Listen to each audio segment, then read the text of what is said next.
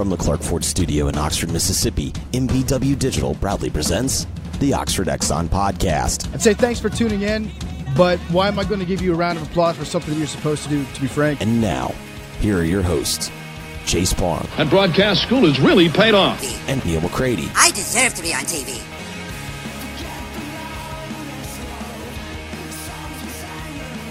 Thursday edition of the Oxford Exxon Podcast. Chase Parham, Neal McCready, Clark Ford Studio. Jeffrey Wright out of pocket today.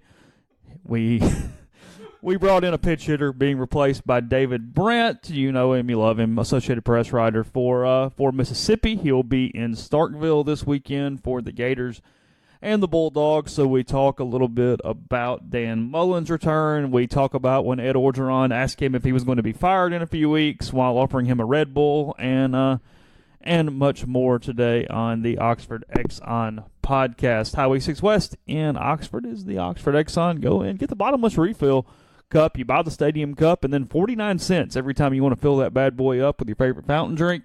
You can do that at the Oxford Exxon, and then when you don't need a drink, just get the Speed Pass Plus out, because that's going to save you time and money at the pump. It's going to give you some discounts. It's going to not let you worry about credit card skimmers or identity theft or any of those things. So all those deals at Blue Skies across Mississippi, and then the Oxford Exxon in Oxford. Get to come to you from the Clark Ford Studio. We are Clark Ford's in Amory, Mississippi. 662-257-1900 is the number. Call the number. Ask for Corey Clark. Tell Corey what new Ford you're looking for. He'll send you a quote within 15 minutes in business hours. It's that simple.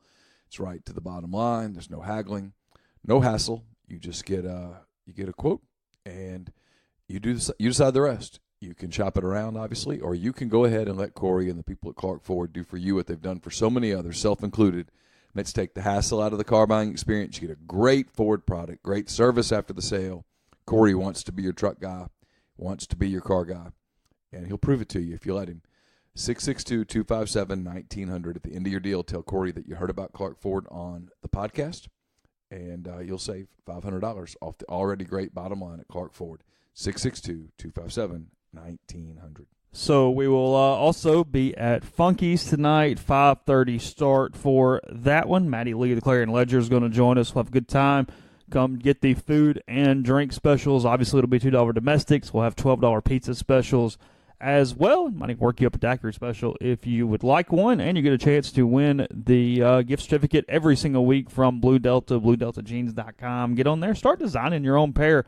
Before you know it, you'll be going in, you'll be purchasing a pair. We had one of our gift certificate winners go in yesterday and take care of that. When you get one, you're going to want 2, 3, 4, 12 pair as you move forward. So I got my Holland and Sherry's yesterday. Did you? I did. They are light, aren't they? They are so light. They are light. They feel great, though. Yeah. And I was excited because they had to take some up in my waist, you know. Ooh. Yeah. See, that's the thing. You get fitted the first time. When you go in later and you lost a little weight, they'll give you a little positive reinforcement there because they start pulling it in a little bit. Hey, probably need to fix this. I'm like, yeah. You got olive? Yeah, it's kind of an olive. It's not a dark olive. It's a lighter olive. Yeah. You usually start with the denim, and then you work through the Holland and Sherry and the different things.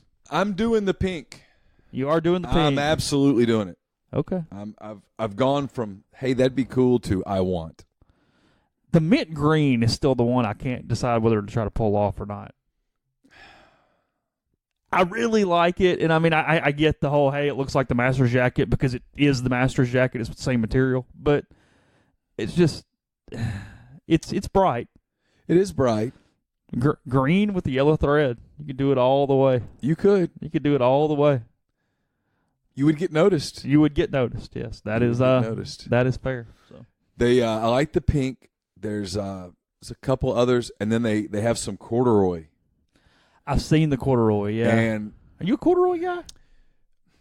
I do like corduroy. I haven't worn corduroy since probably college. So see, they have a heavy denim. Yeah. That if you are outside a lot, and it gets cold here. If you're outside a lot, I think they'd feel great. Okay. I have a concern, and I've said this to Blake yesterday, and he told me I was right, that if you're inside a lot, they might get a little warm. Okay. But now they look good. Yeah, there's all different weights of denim, so you can. Yeah. You can do whatever you want to do. But corduroy, yeah, I kind of like it. Okay. I always kind of have. I mean, I like cold weather, and so when it gets cold, I like to go outside. I like it. And they have this kind of a gray corduroy. You and gray. I like gray. I know.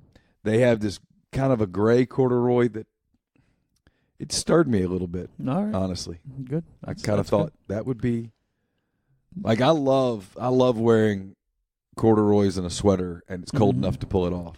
We're going to get into football here in a minute. The other thing that Do we have to? No. The other thing that stirred you yesterday was the Creed 2 trailer that has come out. You know, we got fooled by the fake one about a month and a half ago, but yesterday I'm on Twitter. I just happened to look up, and I see it's like using the hashtag in their name, hashtag Creed 2 or whatever, and I look, and there's a blue check mark next to that bad boy. It is verified, so I hit the button, and it was 2 minutes and 26 seconds of bliss for a trailer yesterday. Even at the end, we get Rocky and Drago staring at each other for just a second. That was great. Yeah, we're all in here.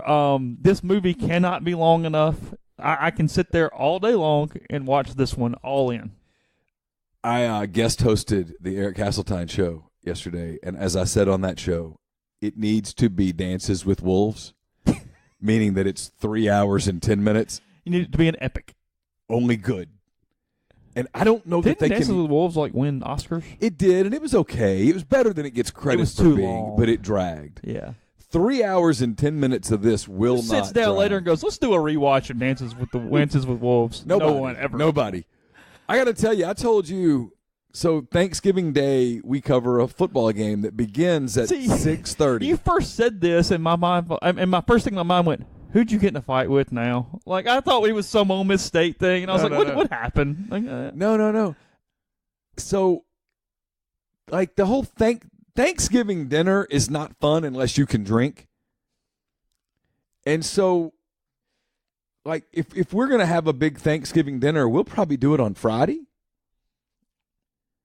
And so on Thursday, I'm thinking I got to be at the press box at what, 5:30? You can make that noon showing. If the theater puts Rocky 3, Creed Rocky 2. 3, Creed 2 in the theater at 11:45, noon, 1 o'clock even, there's plenty of time. There's nothing stopping me from going that day.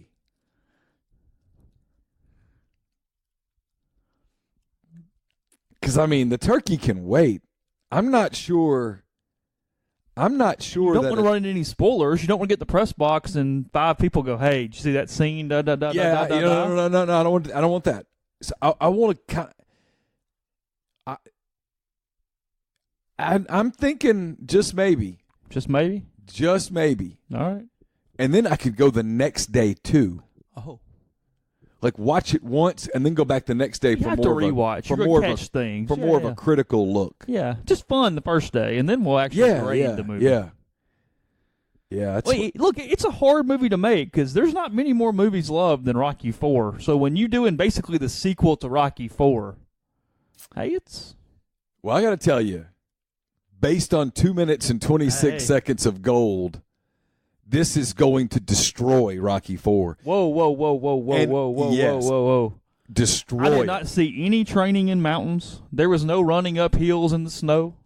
He put a thing over his head, and he's training in the desert. Well, he was doing that. He was. Rocky said he broke things in me that still haven't been fixed. Correct. And I said, that's powerful. Yeah, Rocky was trying to talk him out of it. Didn't want him. Because when Rocky said that, you got to take a deeper thought into that, right? Does he mean he's not talking about just ribs and cartilage and stuff. He's talking about stuff. Drago broke things in his very soul that still haven't. He killed his best friend. But that was before that fight. Well, no, I'm just saying overall.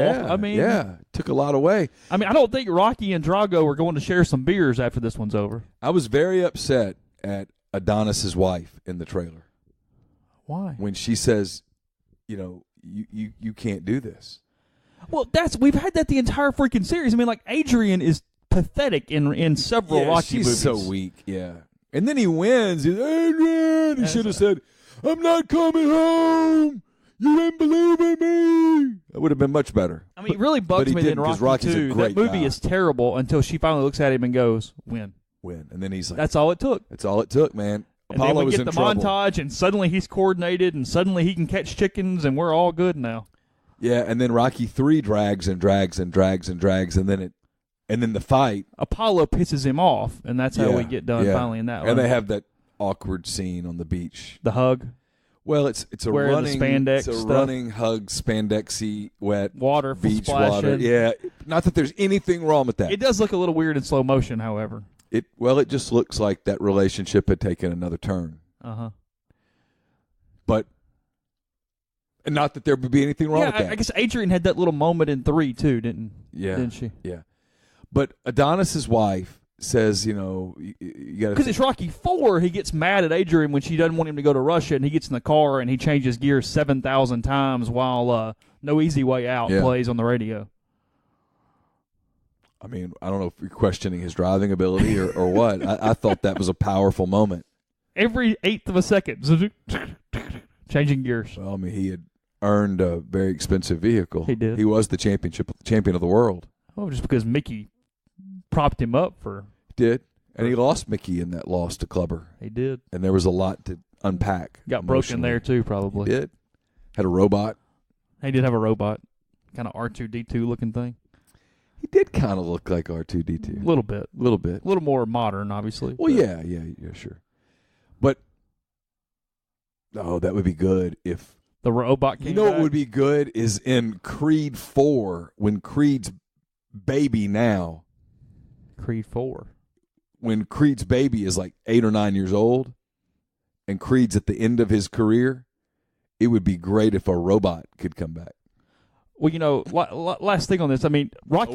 This does not have to be the last thing. Rocky's kid's got to be 87 years old now. The way he ages through this series, because he was like 6 in Rocky 4, then he was 16 in Rocky 5. 2 weeks later. So by this point, he's like the reverse Benjamin Button. He's probably older than Rocky by this point. Rocky 5. I don't remember that one. That's the one they call Rocky Balboa, right? Are you feeling okay? Yeah, they went from Rocky 4 to Rocky Balboa. Yeah. I don't know what you're talking about. Yeah. No, but when she says, there's more, it's more than just you and me. He's looking at her like, this man's father killed my father. I must avenge his death, damn it. Well, Rocky's already avenged the death. No, it's personal. Rocky ended the Cold War. And then Felicia Rashad / Claire Huxtable says, if you want to fight this fight, you fight this fight, but don't you make this about your father. You want to say, Claire, this is completely about his father. It's just a lot, man. There's a lot there. I don't think people understand how on so many levels this thing clicks for guys.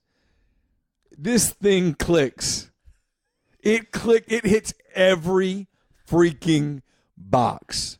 That trailer, dude, I'm totally serious. I mean, if people think we're just being silly right now, that trailer clicked every. I wanted to go out and jump rope. It clicked every box. You wanted to go like run or hit a heavy bag or something. I did. If I could have found a sledgehammer, I would have gone out and bought a tire and just started hitting it. I was completely in.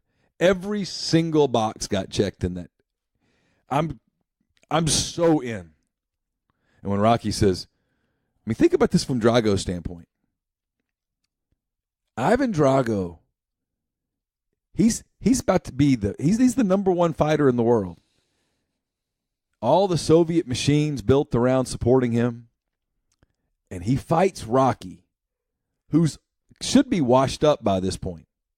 He fights Rocky Balboa on Christmas Day in Moscow.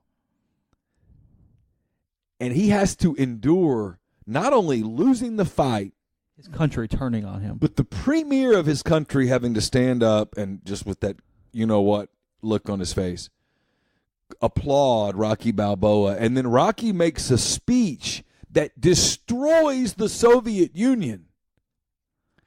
Ivan Drago's had to live in that shadow for the rest of his life. I'm just glad Drago wasn't killed by someone after this is over. I mean, I was kind of happy to see him still breathing. It was good to see him and know that he wasn't executed. Yeah. Or put in political asylum or whatever. But you Sent to know, Siberia. You know that he raised his son. Well, Rocky says he was raised in hate. Yeah, well, he was raised to hate America. I'll tell you that. He hates Rocky Balboa, and he probably hates Adonis Creed. There's a lot there. There's a lot of psychology to unpack here.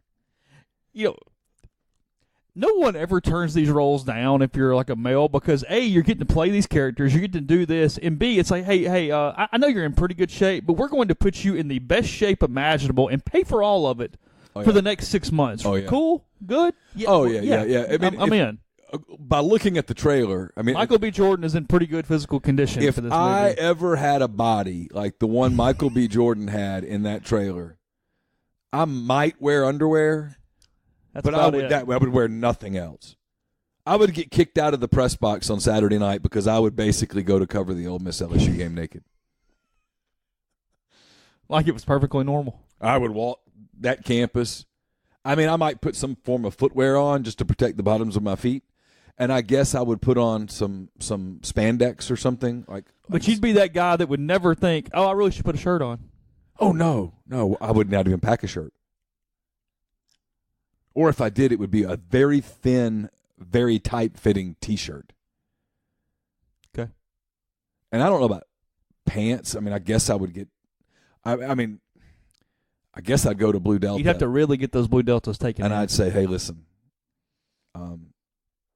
I want these to look like yoga pants. The skinny jeans. Yeah, the tight ones. Yeah. He looks just completely. He has no body fat at all. And then Drago's kid is huge, as you would expect. I mean, he's like 6'8". He looks massive. So it's Dolph Lundgren's only like 6'2", though, right? It's just because Sylvester Stallone's so short. So short, yeah. That it was whatever. Yeah. Because like Stallone and Cruise are both like 5'6", 5'7", or something. Yeah. I think Sylvester Stallone's 5'7". Somewhere I read that. I don't know. Okay. But, whatever. Did you see, by the way, someone posted on the message board, I promise we're going to get off this at some point, but what's today, Thursday? It's Thursday. We've written about this game. It is what it is. David Brandt talks nothing but football for pretty much 20 minutes in a minute. There was a scene where Sylvester Stallone and Carl Weathers practice. Yeah, I've seen the choreographed video. Yeah. Fantastic. I watched they're literally choreographing and doing the whole deal. It's pretty cool. I watched that and I was all fired up. And then I get this. I said yesterday, this is the time of year that I like. Football season's kind of in the middle. It's not the beginning of football where, frankly, it's kind of hot. We're like today, there's just a little cool in the air. Not a bunch, but just a little. The baseball season, the postseason's next week. The Cubs are going to last a game, but they're in it. The NBA season is, I know, not exciting for you or a lot of others, but for me it is. It's just 19 days away. This is normally the time of year that I'm like, oh, this is good. I like this. And now I'm like, let's let this fall fly by. I'm ready. Get me to Thanksgiving Day. Are we going to get one of those from a past life visions where Apollo comes as the ghost and gives advice to Adonis? Because we get this with Mickey and Rocky from time to time. Are we going to get the speech at some point from Apollo as we get to this thing? I don't think so. I'm going to give you my prediction. Okay.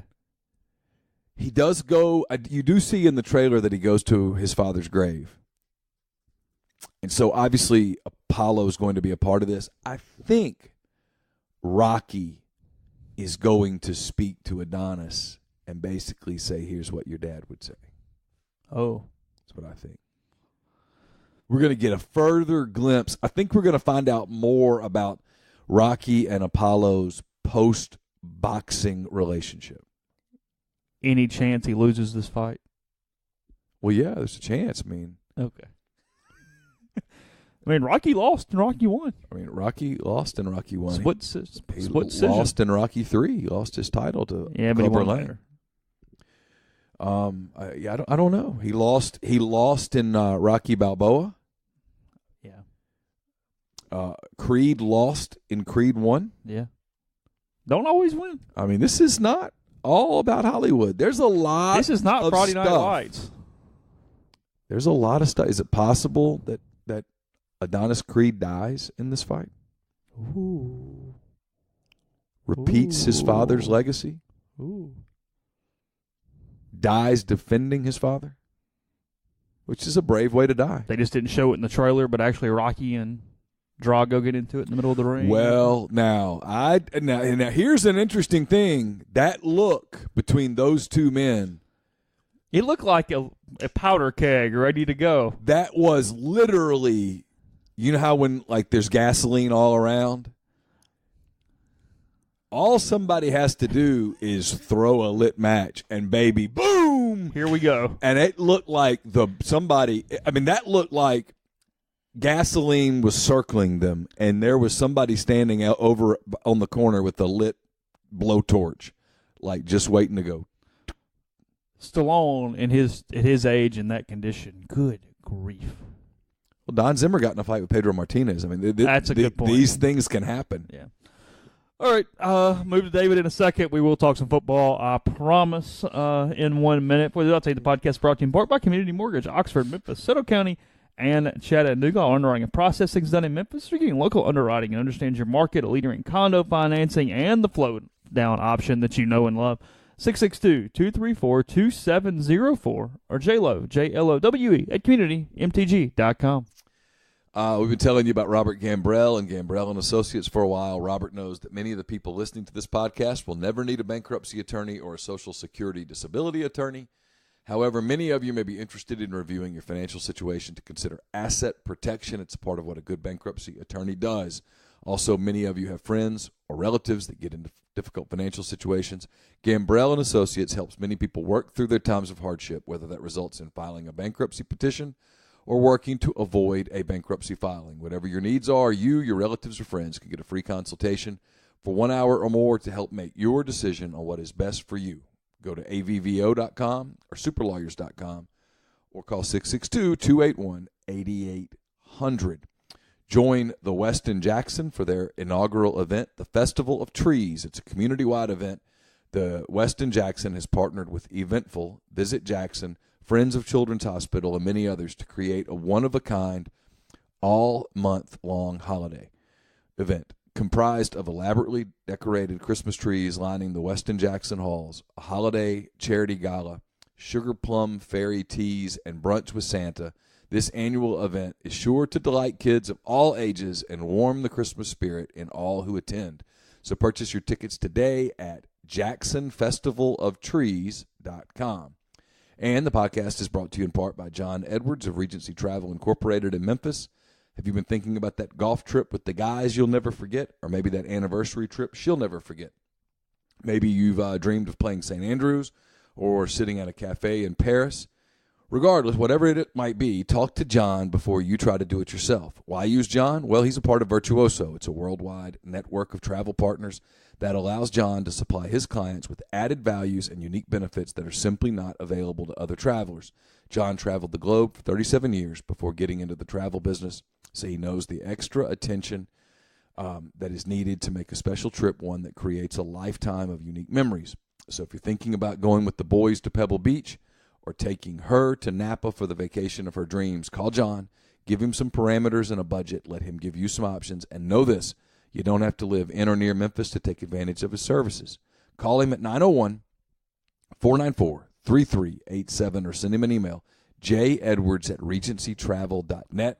First-time clients can save $50 off their first booked trip just by telling John you heard about Regency Travel on the podcast. Podcast is brought to you by G&M Pharmacy in Oxford on South Lamar, and they deliver local wherever you are. They also take care of you. If you need a little help packaging your medication, make sure you're taking it at the right time. They will do that for you. They will put it in tiny containers where it's all ready to go at the time you need it every single day. Take that hassle out of it for you. Big deal there with G&M Pharmacy, again, in Oxford, living locally and available on South Lamar. Now, David Brandt on the Billy's Pecans hotline. David Brandt not in studio this time, but on the Billy's Pecans hotline this morning, getting started. You'll be, assuming, in Starkville on Saturday, Florida and Mississippi State. I'm going to talk about that. We're going to talk about Orgeron here in a minute. But so everybody's been debating all week, reactions. I see these nice buttons that are going around with Mullen and Nick Fitzgerald on them in Starkville. I see Ross Dellinger's hanging out at Bops in Starkville this week. What is going to be the reception for Mullen on Saturday night? It's a great question, and one that is still being debated. I personally believe that it's going to be largely positive. I think there's going to be some boos mixed in there. They're always, it's 60,000 people. They all have different opinions. I'm sure there's going to be a few of them that would like to boo. But I think that largely people understand that Mullen, over 9 seasons there, unquestionably had a good run, raised the profile of that program, and there was a lot of good times. There was Dak Prescott. There was 5 weeks at number 1 in 2014. There was, just multiple seasons where they were a factor in that Western Division. And certainly after the Sylvester Croom years, it was a huge step forward in what that program had accomplished. I think the only issue a little bit is it's just the wounds are a little raw, if you understand what I'm saying. He left in November. It hasn't even fully been a year. He left for another team in the SEC. He kind of, during his career, always had a toe in the water as far as, if he could go to another program. I think there's a little bit of irritation from that level. But at the end of the day, he did stay in Starkville for 9 years. There was a lot of winning that happened during that time. So I think it'll largely be positive. But, yeah, I think you're going to hear some boos. Is it jilted lover just like every fan base when you lose them no matter what, or do you think it's a little less whatever had he beaten Ole Miss there at the end and kind of, ended it that way?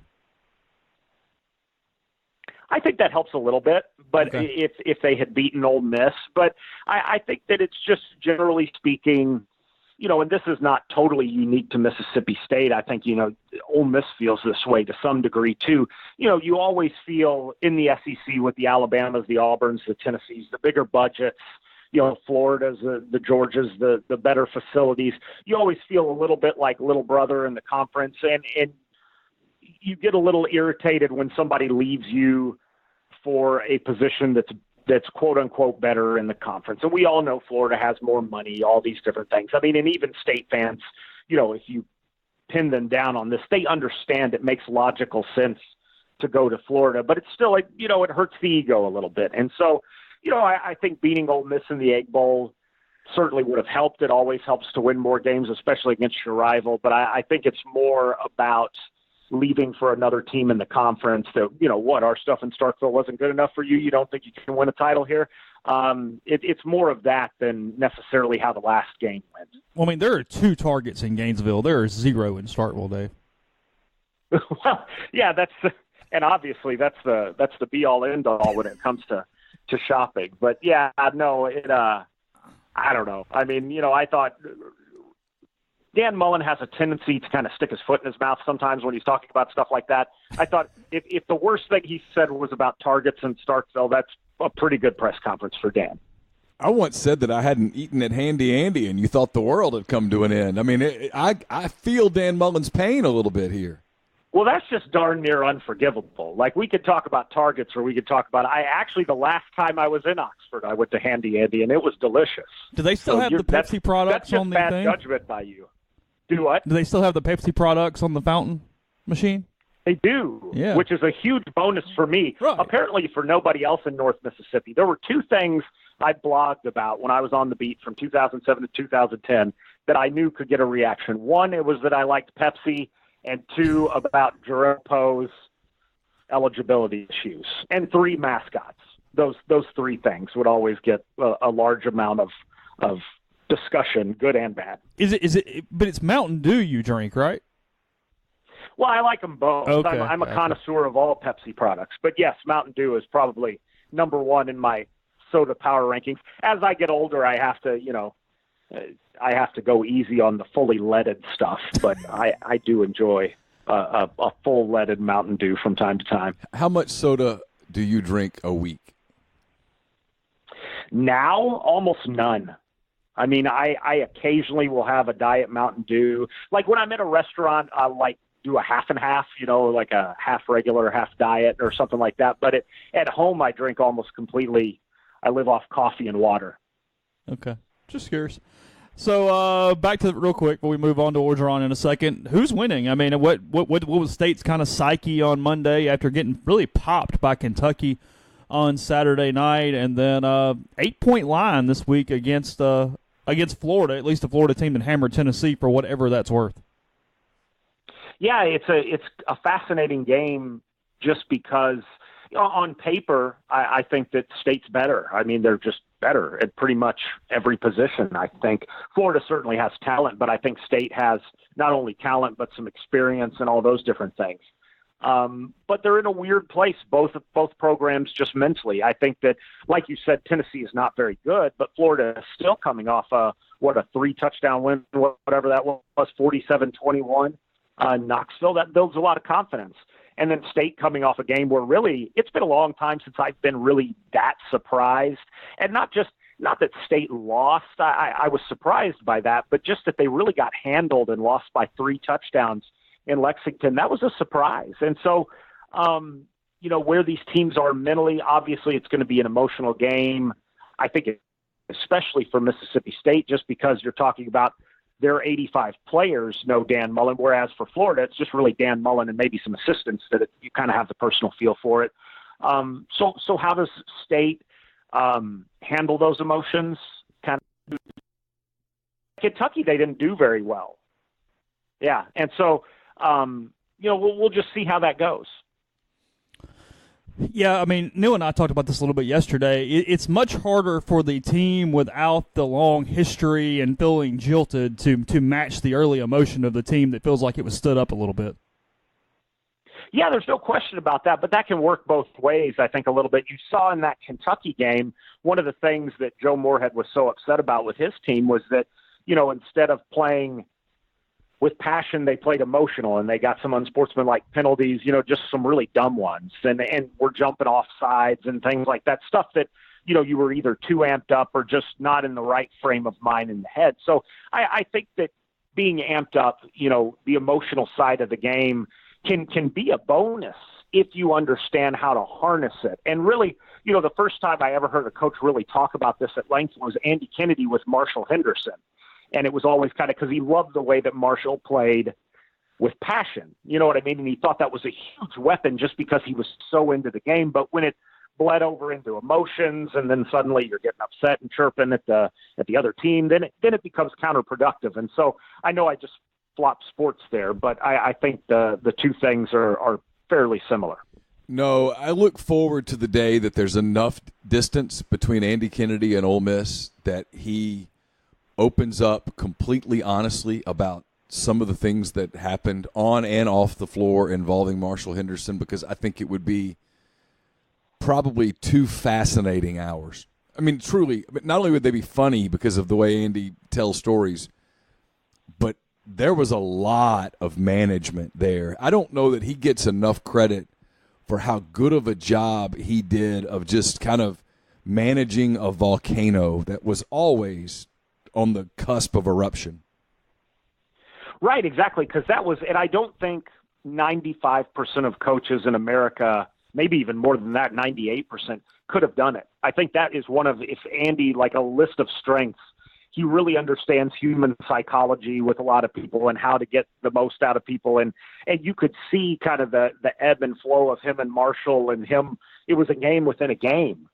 With him managing, and this is just on the court. It's what we saw. Certainly, there's practices, there's off the court issues, there's everything else that has to do with Marshall. But I think that was one of, because everybody liked to compare Marshall to Andy because, they were both a little brash and they were both shooters. And, Andy would get that look on his face where he was like, you don't even know. You know what I mean? That like I may have been a little bit emotional when I played, but Marshall's an entire other galaxy.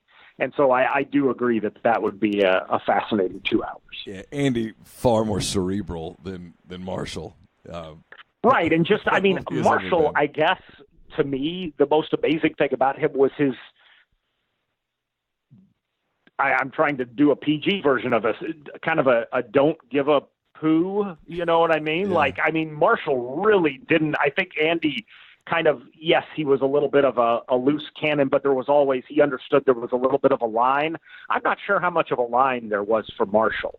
And for Andy to understand that even if he didn't believe there was a line, there should be one, and that you need to toe the line if you're going to continue playing here. I think that was kind of the big difference between the two.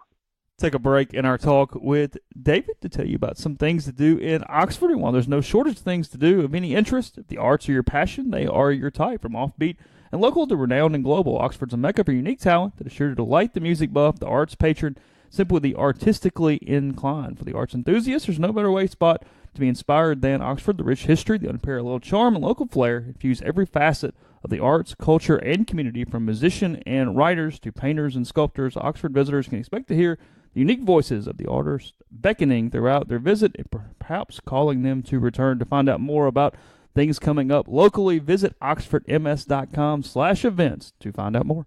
You're running out of time, but you have time if you want to sign up for youth basketball in the Oxford Park Commission. It's right. The end time is right around the corner. Sign up your son or daughter for one of their leagues. The age range is 5 to 15. There's a multiplayer discount. The cost is $50 per kid. Last year, more than 600 kids took part in the OPC youth basketball leagues. They're expecting similar numbers this year.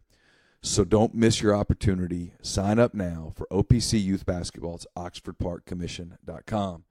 The podcast also brought to you by Grenada Nissan. If you are in the market for a Nissan vehicle, whether it be a new one, a previously owned one, or a leased one, get in touch with the people, Gene and Sandy and the people there at Grenada Nissan. You'll be glad you did. I've been using them for more than 10 years. It's a great relationship. They take phenomenal care of you. You get great deals, great products, great service, everything you could possibly want from a car dealer. You get it there at Grenada Nissan. It's GrenadaNissanUSA.com. And the podcast is brought to you by Harry Alexander. If you're in the market for a home or a condo in the Oxford area, Harry's the person to go to. He is a legacy realty agent. He's been in Oxford more than 4 decades. No one knows the Oxford home and condo market better. It's harryalexander.com. Click on the properties and neighborhoods tab, filter through by what you're looking for, and then send him an email. It's ha@harryalexander.com. Now back to David Brandt on the Billy's Pecans Hotline. I know we're going to get to football in just a second, but, because you were around that a lot too. When you think about the dynamics on that team, Marshall, Reggie Buckner, and there's a lot to unpack there. And then you had Murphy Holloway, who had stuff outside of basketball that was often quite distracting. From just a psychology standpoint, he could apply for a job as a therapist and just use that season as an example of really his, like you said, his ability to understand, and not only understand, but to manage human psychology, because that was a really diverse group. And you get a lot of that in basketball, but, man, there was a lot there. Right, and I think that, what's interesting, because Andy deserves a ton of credit there too, but it was a good mix of personality. If you're going to have Marshall Henderson, who's obviously very combustible, if you're going to have Reggie Buckner, who was very combustible in his own sort of way too, kind of moody, it helps to have a couple guys like a Jarvis Summers and a Murphy Holloway. Like Murphy, everyone loved Murphy. And Nick Williams. In return, Murphy loved just about everybody else. You know what I mean? Yeah. And he had his issues off the court, obviously, with, just his family situation. But I think that, you asked, I think a lot of guys, because Murphy in his own right was a really, really good player, but he did not mind at all that Marshall got kind of the spotlight and was Marshall. I mean, Murphy thought that was hilarious. You know what I mean? And so I think that they were kind of a perfect pairing. And then you factor in Jarvis there too, because Jarvis was a really good player, but he didn't mind that Marshall got, took away. I think it helped that Marshall was so polarizing. He happily became that lightning rod, and everybody else could just do their thing. And I think even though the personalities were really difficult to manage, I think it becomes a situation where you can manage them because there's a good mix. I think one situation where it was difficult to mix because there were too many of those polarizing personalities were those really good state teams from 6 or 7 years ago when you got Renardo Sidney, Arnett Moultrie, D. Bost. All of your good players were really hard to deal with, and there was nobody to kind of counterbalance. And I think that Murphy and Jarvis were able to balance Marshall and Reggie, and it worked out. That's fair. Football, Ole Miss, LSU, Saturday night. We all know the story where Ed asked you to define the word trend. What else is memorable from Orgeron's tenure for you? Oh, what's amazing about my time covering Ed Orgeron is I only covered him for 7 weeks. Yeah. And there was so much memorable stuff that came in because I started October 1st of that final year. So it was just the last 7 or 8 games of the year. And of course, at that time, everything's burning down. I remember talking to Robert Kayat about, Ed and essentially him giving the dreaded vote of confidence.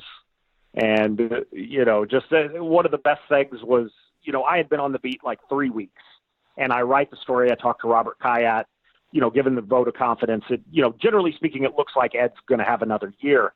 And after the press conference, we have our Monday press meeting or whatever, and then, Ed gets down from the podium, and then he kind of looks at me. He goes, "Hey, David, can you come to my office?" And I'm like, "Oh, okay." And so we go to his office, and, he's like, "Would you like a Red Bull?" And I'm like, "No, I'm okay." And so he gives me a Diet Coke. And fully leaded Red Bull, sugar-free? Huh? Sugar-free or fully leaded Red Bull? I was a little out of sorts at this point, okay, but I'm pretty sure it was a fully leaded one. All right. But, and we just start talking. It's a good conversation. Ed could be really interesting. And, yeah. When finally we get down to brass tacks, and he just kind of looks around and he looks at me and he goes, "Am I going to get fired?" And, I've been on the beat for 19 days. And I'm just and I answered as honestly as I could. I was like, "Ed, look, there's a lot of people at Ole Miss who really like you and want to give you more of a chance because of the way that you're recruiting. And then there's some people that are looking at wins and losses and are upset and want to get rid of you." And I said, "I really think the next 4 or 5 weeks are important. You know what I mean? That you win some games." Now, who knows? I mean, I'm just, I'm a guy who's been on the beat for 19 days. But that's the feel that I'm getting is that, it's certainly the decision has not been made.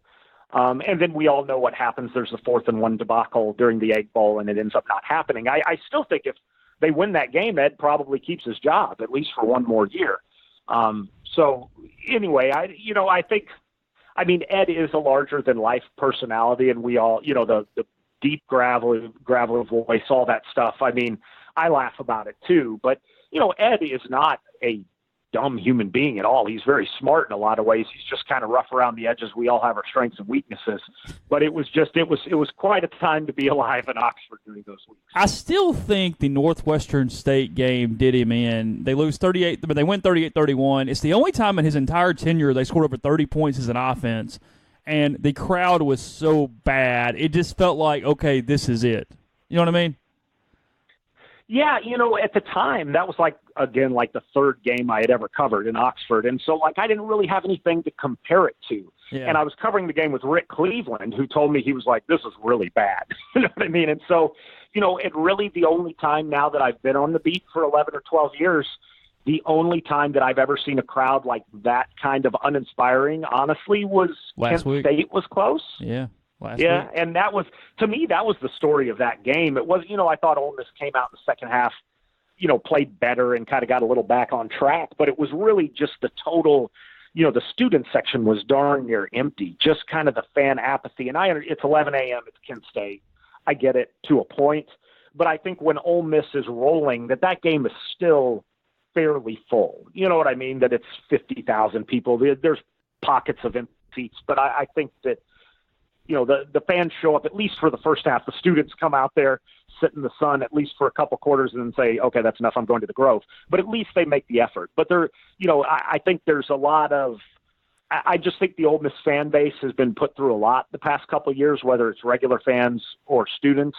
And I think that was kind of their breaking point where it was like, it's 88 degrees, it's humid, it's Kent State.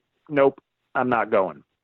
Yeah, it's funny because I got this question. Jimmy Smith, who he used to work at the Times-Pic, and he's running the LSU rival site now, and he and I did this 5 questions thingy that I'll publish it later today. And one of his questions was, how confident is the Ole Miss fan base that they can come to LSU and steal a game? And I led off with, I can't speak for a fan base, and then I kind of started thinking about it. It's such a dichotomy because he asked that question because, let's be serious, he came over to our site and looked on the message board, and he sees this group of, I don't know what, Chase, 10 to 15 people or so who are really confident that Ole Miss is going to win on Saturday night, and And so he takes from that, wow, they really think they're going to win a game. And I thought to myself, I don't know, on the other hand, there were 35,000 empty seats that don't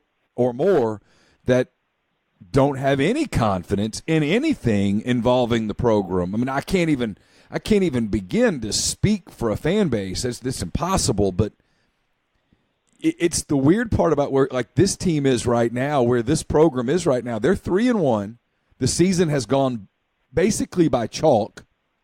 If anything, they're a half game up because a lot of people thought that they would lose to Texas Tech, and they beat Texas Tech. Sure. They beat Southern Illinois, just like people thought they would. They got destroyed by Alabama, just like people thought they would, and they beat Kent State, just like people thought they would. Yet there's not a lot of excitement. There's not a lot of energy.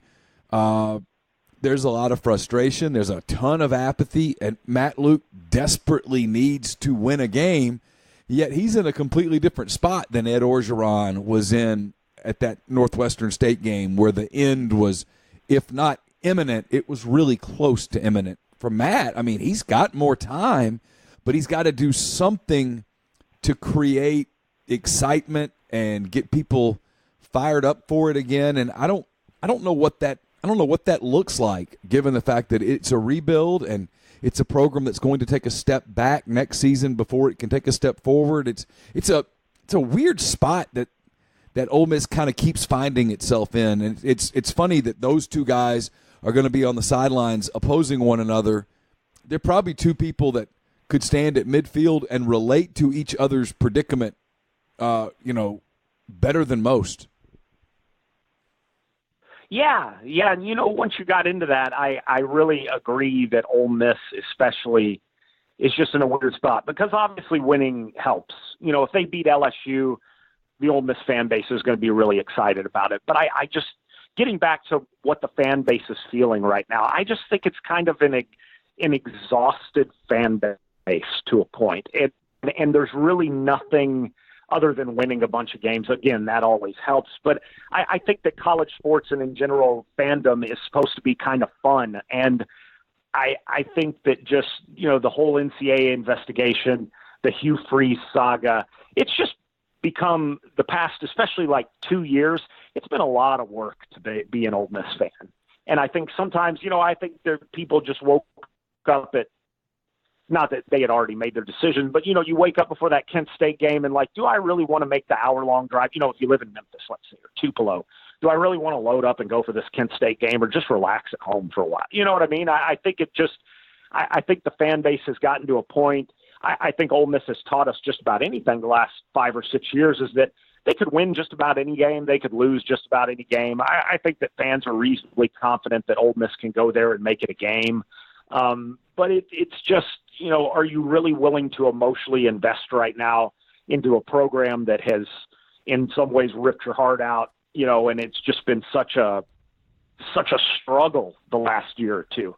I know as a beat writer, just, after, covering the Freeze saga, the NCAA saga, it just wears on you after a while. And that's just as a beat writer, and it's my job, that's just part of what we do. I can't imagine, as a fan, when you really live and die by it, it's got to be exhausting. And so winning helps, but I'm not sure if there's a ton that Matt Luke can do to kind of, like you said, stem the tide of apathy for a little while. Well, short term, I wrote about this on Saturday. They just need a good effort on Saturday night because the way this schedule sets up, they've got ULM at 3 o'clock next week, and you could have a Kent State repeat if you get blown out of Baton Rouge. I think at least from a 1 week standpoint, if you put forth a really good effort, win or lose Saturday night in Baton Rouge, it at least somewhat salvages that crowd next week because you really don't need 2 straight home games of looking like that thing did against Kent State.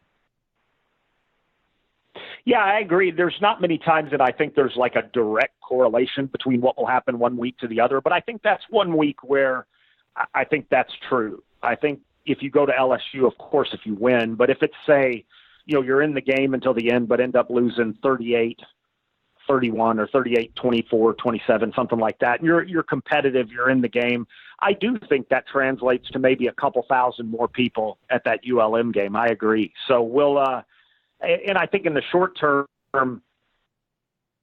again, as Matt Luke tries to build for the future, because as we've talked about, 2019 looks like it could be a rough year.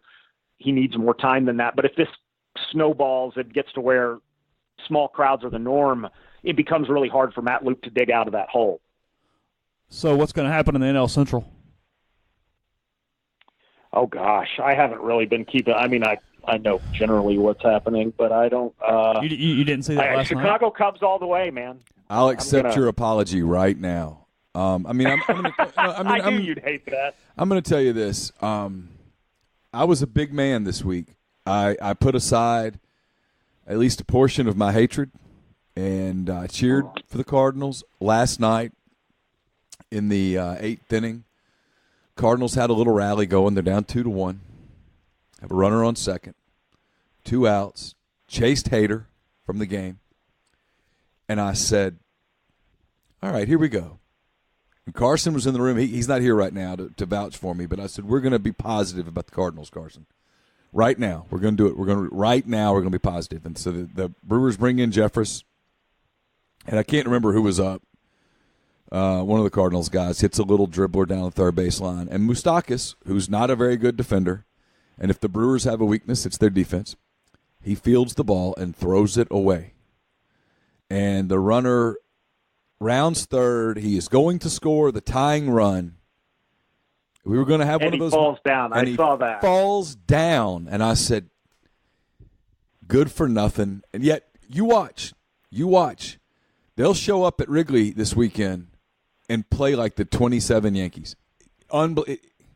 They'll play beautiful baseball, and I can already tell you that my hatred for the Cardinals is about to skyrocket. See, if they play beautiful baseball against the Brewers, kind of an epic weekend. Yeah, the Cubs are. I guess there's a way. It's got a Monday National League Central Championship game, extra game feel. If the Cubs win the night, they're a game up going into the weekend. They're not going to sweep the Cardinals. I guess they could get 2. I can't imagine Milwaukee losing 1 to Detroit at home. I guess it's possible. Baseball's baseball. It just has that feel to it. I don't know that any of the 3 teams in the Central other than Milwaukee have a chance to do anything in the playoffs. Milwaukee's bullpen and lineup are so good. Yeah, they've made a lot of good moves. Christian Yelich obviously has been playing incredible. But I don't know, man. Like you just said, I think baseball's so weird. I don't count out anybody. I think the Cubs have just as good of a chance as anybody else. I think they've shown they can play in the postseason. Baseball's weird.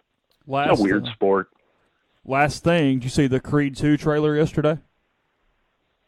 I did not. Is it awesome? Oh, it was fantastic. Oh, man. Like running through some walls, fantastic. You need one of those once in a while. Those are great. Yeah, no, it was fantastic. All right, Dave, appreciate it, bud. Talk to you soon. All right, guys, take care. Thanks to David for joining us today. The podcast is also brought to you by Oxford Wine and Spirits. The weekend's here. If you're hosting a watch party or just hanging out around the house, head on over, spend $150 or more. They take 5% off wine, 10% off liquor for you there at Oxford Wine and Spirits next to Lost Pizza on College Hill Road. Remember, it's 5% below industry standards as it is. Neil and I are in there regularly. They got all the cat head products and much more. So check them out, again, on College Hill Road. That's Oxford Wine and Spirits. It's just sauce. I'll tell you about a second. Podcast also brought to you by Oxford University Bank, OUB, locally owned and operated right here in Oxford. When you deposit money at OUB, that money and the vast majority of the bank's profits go right back into the Oxford community. OUB gives you the comfort of home, all the benefits the big mega banks provide, all the technology and products you can want, all with the personal touch. When you call OUB, you speak directly with the live person, all without having to press 10 buttons, all without a 5-minute wait. OUB offering 1-year CDs at 1.75% APY, 3-year triple option CDs paying 2.01% APY. With the 3-year term, customers can deposit once during the term, withdraw once during the term, and or bump the rate if OUB's 3-year rate rises. To learn more about OUB, check out liveoxfordbankoxford.com or call 662-234-6668. The podcast also brought to you by 7 South Tailgating. 7 South celebrating 10 years of business this season. Try them once and you'll never tailgate without them again. They'll set up your own gear, or you can rent everything from them. No one matches their customer service, their attention to detail. It's 7southtailgating.com. And we're brought to you by Megan Phillips with LAH Real Estate. She's the person to call for all your real estate needs in the Birmingham, Alabama area. With almost a decade of experience, Megan's knowledge and expertise can help you buy or sell your home today. So visit her website, meganmphillips.com. That's MEAGANMphillips.com. Or call her at 205-602-7929. Podcast is brought to you by Locker Stalkers. Shoot them an email at info@lockerstalkers.com as the Ole Miss returns home next week for ULM. Be a good time to make sure in advance, locker or suite ready to go. They take the hassle out of that for you by making the purchase and the delivery to your location. They'll do that for Vaughn Hemingway Stadium, the Pavilion, or Swayze Field when the time comes. So, again, that's info@lockerstalkers.com. So, we got two tone-deaf coaches and administrations going on. I saw that. We'll start with the Big Ten representative. Ohio State football this morning. Good. Probably hiring a social media director this afternoon is my guess, unless they're just all in and it is what it is, which I'm beginning to think is the way this thing's moving. Don't rule that out. We got a photoshopped image of a player from Ohio State in full uniform, and it says silence in white lettering with red outline with a period above it, and a player literally doing the shh sign in the photo. Oh, the caption, silence the white noise, #Go Bucks, #win the moment, as they play Penn State this weekend. I mean, hand raised guy, nowhere to be found. I'm telling you, that should be I have spent a lot of time on college campuses in the last year, and they talk a lot about career opportunities and fields and stuff. Where is hand raised guy? I think there should be a major for hand raised guy. Well, you have to take an aptitude test, and there has to be a certain level of common sense involved, and then you can major in it. It's more of an advanced degree, frankly. It is. It is. You're right. The entire degree program is just case studies where you sit in a room and they say stupid stuff and you raise your hand and go, no, that's why this is stupid. That's it. Wouldn't that be a valuable contribution? I mean, it's as valuable as the teams in the NFL that have the guy who does nothing but clock management late in games. Well, yeah. Like Sean McVay said, the first hire he made when he got the job with L.A.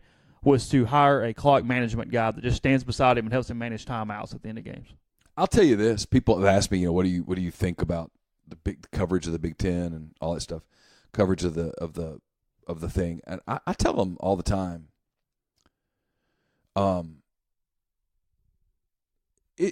I've lost respect for a handful of people who cover that league, people who cover that program. There are people that chase to the point I won't speak to them again. I have nothing to say. Disgusted. And I've had people say, well, what would you do if it were Ole Miss? Well, I would cover it appropriately. That whole you have to align yourself with the school that you cover is BS. I keep waiting for someone to kind of call Ohio State out on this. Someone who's there every day that says, this is disgraceful. But no one does. Winning, man. So the other one, and I'm reading from Ocali.com, which apparently is what kind of started this at Oklahoma State. Mike Gundy yesterday, and again, let me just read some snippets from the story because I was not overly well versed on it until now. Says, after Oklahoma State football coach Mike Gundy announced Monday at his weekly press conference the senior receiver Jalen McCleskey has chosen to redshirt and transfer, the biggest news in Stillwater was simple. What did OSU football players think about the uprising situation? At 5 p.m. Tuesday, media members gathered in the West Concourse of the stadium for weekly player availability. Players are usually made available about 5:30 p.m., but before the first player reached the waiting reporters, the ethical dilemma began. Gavin Lang, Gundy's media relations coordinator, gathered a group of reporters and said Gundy threatened that if any reporter asked a question regarding McCleskey, then any players would no longer be available to any media members for the rest of the season. Said that reporters took their phones, called editors, asked what to do. And as things came about, No one asked any questions. McCleskey's name was never brought up during these interviews. However, afterwards, the people present, which was the Ocala, the Oklahoman, the Tulsa World, and Pistols Firing, stood in a group, the reporters, and tried to figure out how to handle it from there. The originally decision was to come to an agreement. They would put a disclaimer in their stories explaining the threat and why they didn't ask players about McCleskey's transfer. Then media relations comes back over and says there would be repercussions for even reporting that Gundy had issued a threat. Okay, at that point, so I had someone ask me the other day. That's where it goes off the... That's where it's off the rails, and you say, okay, so here's the deal. I don't work for you. I cover you. I'm absolutely going to report the threat, and I'm going to ask you about McCleskey. Because at the end of the day, they're not cutting off players, and if they do, who gives a But if they do, who cares? Yeah. I mean, let's be serious. Let's use Ole Miss as an example since we cover them. Mm-hmm. Say Ole Miss said, you know what, something happened. If you ask about it, we're going to cut you off. All right. Well, I'm asking about it. So you're the one that's going to be immature. Like I got the question the other day, what would you do if you were covering Tennessee right now, where they keep asking to speak to the quarterbacks and they keep getting the second. They got the backup deep snapper. Yeah. At that point, it's very easy. I ask the backup deep snapper, how come you don't think they're letting? What do you think the reason is they're not letting us talk to quarterbacks? Something going on with the quarterbacks? What do they like? What do they say? I'm doing a story. Every story I do from now on, whoever I'm getting, I'm asking about why do you believe Tennessee isn't letting us talk to quarterbacks? Now, is that going to escalate into a fight quickly? Yes, of course. That's the story, though. I'm not going to be bullied by a coach. And if they want to cut you off, all they're doing at that point is they are literally taking the low road.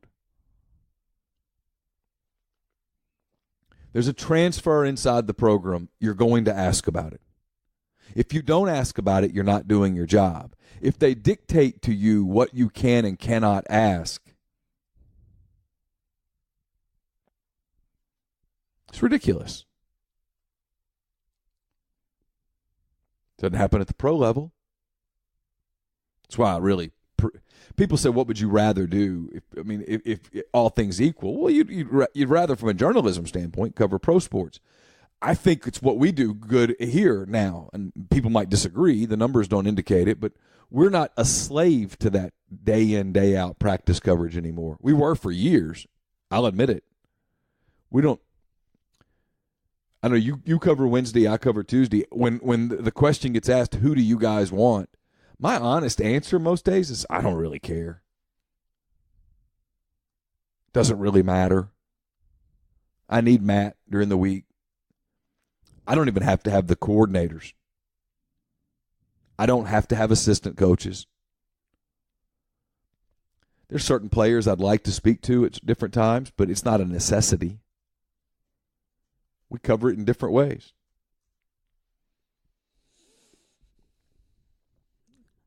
Yeah, I mean, look, what all Gundy's doing is creating more conflict. You know, even if you just told the players, hey, look, when they ask about McCleskey, just say no comment. All right, fine. You're giving that right. That's cool. Yeah, Bryce Harper did this at the beginning of the season with here's the difference with at the pro level. He said at the first day of spring training, if you ask me about free agency, I'm ending the interview. And some of the other writers over the course of the year, Chelsea James and some others, approached him at different points and said, Bryce, you can end the interview, but I have to ask you about free agency. And apparently some people got to him and said, hey, man, I get that it's a frustrating thing. They're doing their jobs. Just answer the question or say, I really am not. Give the easy cliche answer. I'm not thinking about that right now. Or I'm trying not to think about that right now. I'm thinking about playing for the Nationals right now. I want to finish this season. We'll see what happens. I've loved it here. I'm not against returning here. I've earned free agency. I've earned the right to see what my value is on the open market. Right. Period. It's a much more mature approach. Yeah. Look at Chandler Parsons' comments yesterday in the Players Tribune. Basically, he goes, look, being hurt was frustrating. Chandler Parsons had become almost persona non grata in Memphis in 2 years. And yesterday, just by writing an open op-ed basically that said, hey, I've been very frustrated. Being injured sucks. I haven't handled it well. I've gone after fans on social media. I've been short with media that covers us. That's on me. Instantly, everybody goes, yeah, I get it, man. Come on, go Grizz, grit and grind. Go Chandler. That's how people are. This whole treating the media as the enemy is, I get it. It's easy to hate the media, but college sports beat writers, pretty tame group usually.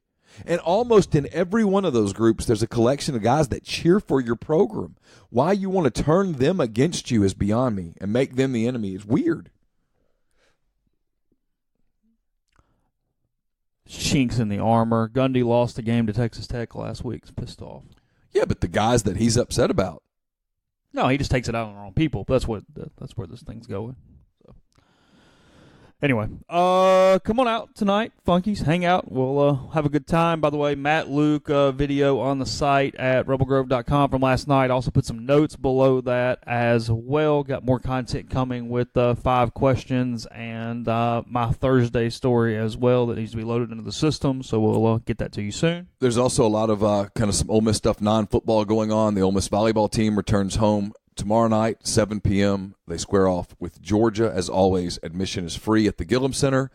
Fresh off a win over number 9 Auburn, the Ole Miss soccer team returns home on Friday night as well. They take on Texas A&M at 7. For more info, visit OleMissSports.com. The Ole Miss football team returns to the Vaught on October the 6th for homecoming as they take on Louisiana Monroe. Tickets can be purchased by visiting OleMissTix.com. So hang out tonight. You'll get a recorded version of that tomorrow on all the places that you like to listen to podcasts. You got a soft verbal coming your way. I think you got a beer garden coming your way too. So a lot of content coming here on rebelgrove.com and the MPW Digital Network. Talk to you again soon.